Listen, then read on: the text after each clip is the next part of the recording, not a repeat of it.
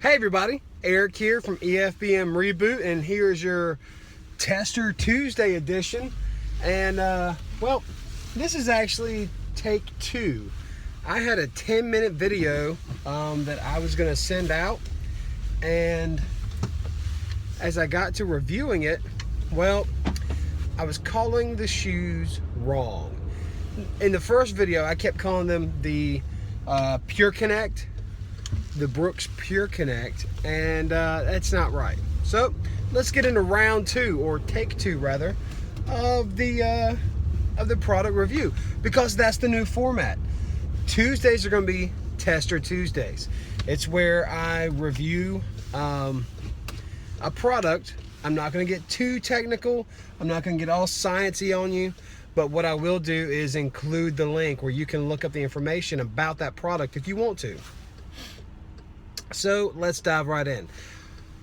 The product I'm going to be telling you about today, as I've introed, is shoes, because I have had this love-hate relationship with running. I've not been able to get it figured out for me. I've had just the hardest time.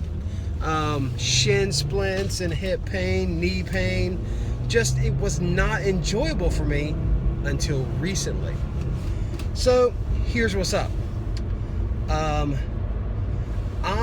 If you follow the wisdom from like Runner's World and other great sites like that, if you do the find a good shoe for me kind of thing, if you fill in your information like I did, it will, for me, it told me that for my weight, my height, my experience level, and I do have some injury, I needed a neutral shoe that had good support and cushioning. I think it read ample cushioning at one point. And I don't know if that's supposed to be a reflection of what my body looked like, but the shoes I ended up with, I tried a set of Nike Lunar Eclipse 3s, and they were great for a little while. It took a while to get broke in, but that's kind of a wedge design where it's real thick in the heel and it tapers down towards the front. And I wear those now for elliptical use and weight training when I'm adding cardio acceleration in between my sets.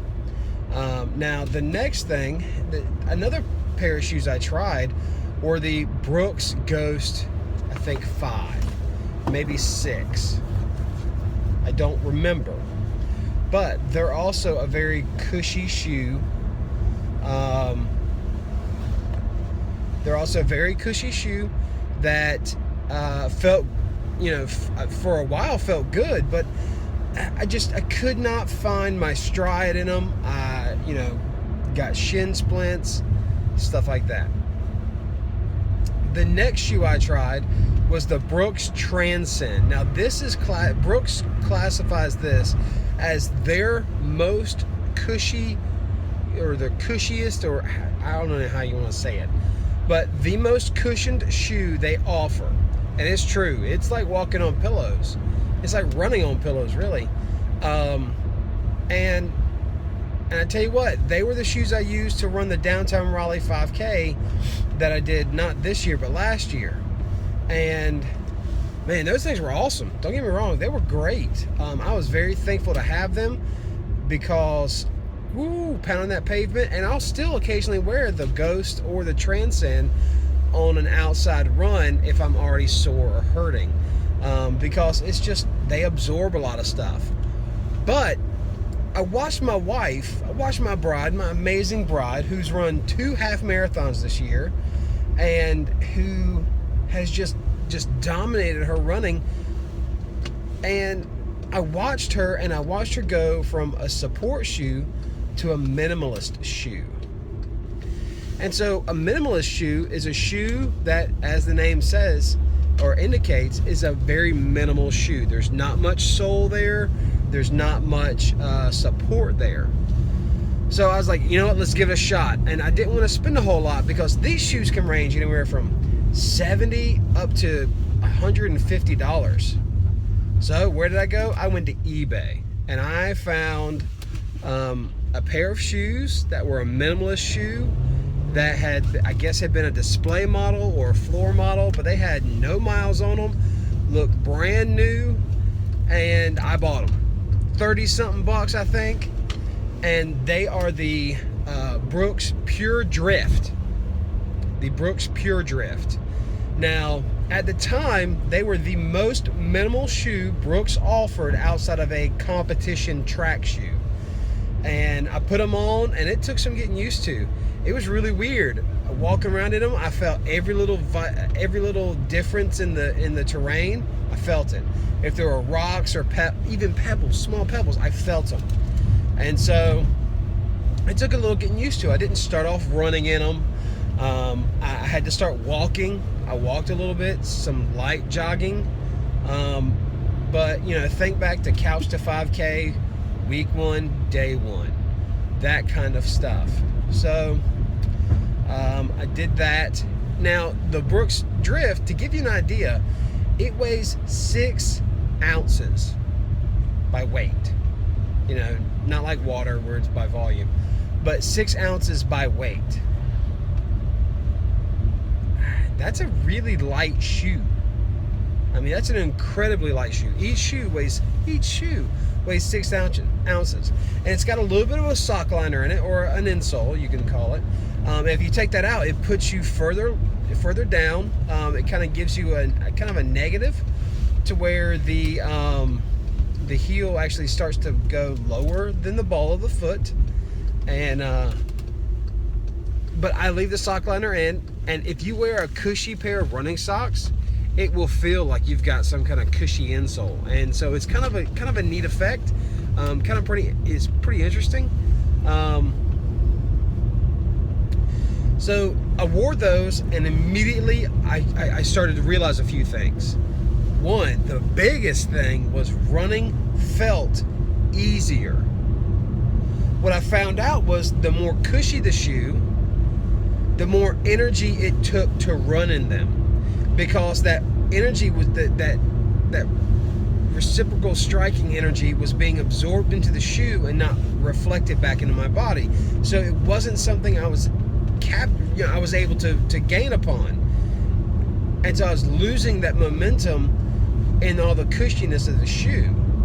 So by having the having that minimalist shoe, it allowed me to use more of the energy, or actually use less energy to do the same amount of work. But it also meant I could go further because my legs weren't tiring out as fast. Another thing I found was, again, I could go further. In the Brooks, in the Ghost or the Transcend, or even the Nike Lunar Eclipse 3s, I was only able to go just a couple, maybe 2 miles. But within 2 weeks of wearing the Brooks Drift, I was doing 3 miles in them. And so I came to find that I had less fatigue, I had less energy loss, I was able to do more work in the same amount of time because I wasn't losing all of that energy because of the thickness of the sole. Something else I found, I wasn't hurting. I didn't have shin splints. I didn't have hip pain or knee pain. Now, I will say this. If I don't run for a couple weeks and then I put those bad boys on and I go for a 3-mile run, my heel hurts. It's more of an Achilles thing because there is a lot more travel of my foot. And because on uphills I have a tendency to run on the balls of my feet, my calves will hurt.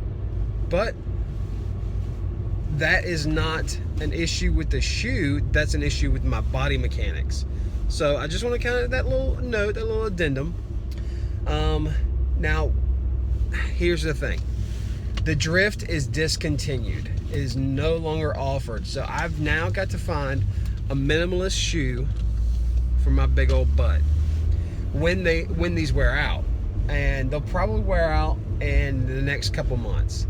So if you use a minimalist shoe that you really enjoy, let me know. I'd love to hear about it because, hey, I really like the minimalist feel. There's a guy out in, I believe, Arizona. He does obstacle course training. He swears by the brand Innovate, but again, that's a pricey shoe. So if there's a shoe you like that you can give high praise to, please let me know. But you know, go check out the Brooks line. As you can tell, I'm a big fan. When I first started getting back into fitness, I tried I had an old pair of the New Balance 995s. They were gray, a couple of different shades of gray and white. Real thick stability shoe, and they were supposed to be great, but I was never comfortable in them. So take it for what it's worth, and that, my friends, is that's the Pure Drift product review. Sorry it's discontinued, but I would encourage you, if you're having some issues, maybe try it out, maybe give it a shot, give it, see if that can be what's for you. And with that, you guys, I hope you had a great day. I hope you had some great meals. And remember, we're just ordinary people trying to live extraordinary lives. We'll see you guys next time. Bye-bye.